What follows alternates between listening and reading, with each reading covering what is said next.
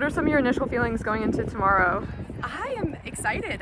The last time I was, I guess not here, but at a sound meet, it was like my first time back on the track in 4 or 5 years. So I definitely had those jitters and everything last year, but I'm just really excited. I feel like the race is, Jesse and Jake and the rest of the sound team have set it up to go super fast and under perfect conditions. So there's like nothing to complain about. Just gonna see what I can do in the middle of a marathon build. I think it'll be good though.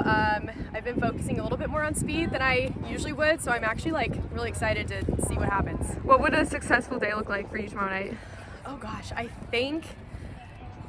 love to dip under 31. For me, that's been a barrier that I've looked at for quite some time. I thought I was close to that shape last year, but I think it was more just like mentally and tactically very, very rusty on the track. So I'm excited to just put myself in it, and I have one more intense week of marathon training before a taper, so I'm just kind of Carpe Diem. You're in the middle of a hard week anyways, so let's just rip it and have fun with it. Yeah, I know you mentioned you're in a marathon build, you're just coming off the US half marathon champs. How do you balance a long season like 2025 with a hard effort like you're gonna put in tomorrow?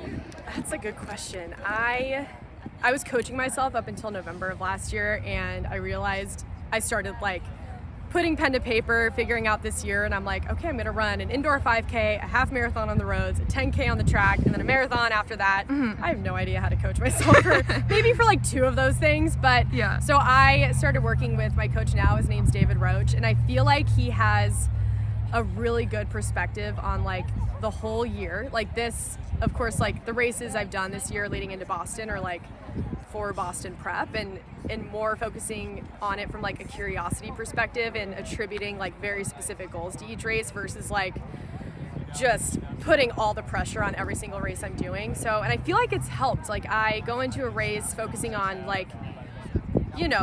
bite-sized goals, and that's helped a lot. So for this one, it's oh man, just have fun with it, stay within myself and like really I want to really focus on like racing as composed as I can the first 5K, kind of like I want to practice with Boston, like just expending as little energy as possible. And then I mean for the rest of the year, I'm not really looking past April. I've gotten good at like kind of keeping my vision on, you know, 2 or 3 months at a time. So that's been really fun too. I'm excited to plan, you know, the fall once all this is said and done. But yeah, just mostly excited for this in Boston. Yeah, and shout out Some Work All Play. What's the transition been like from coaching yourself to working with David?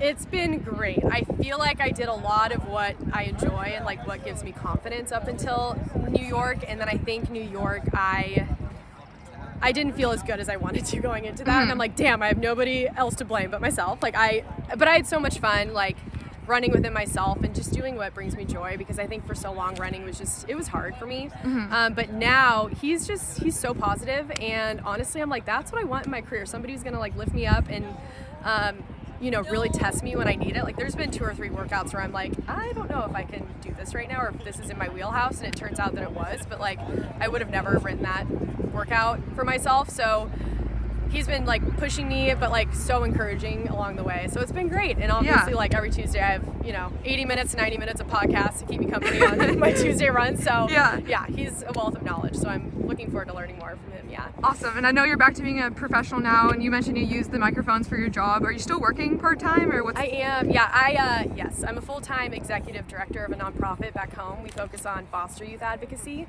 and it's honestly amazing. Like I couldn't do a desk job. I tried it while I wasn't running a ton, and I'm like in the community now, kind of like a hybrid work from home situation.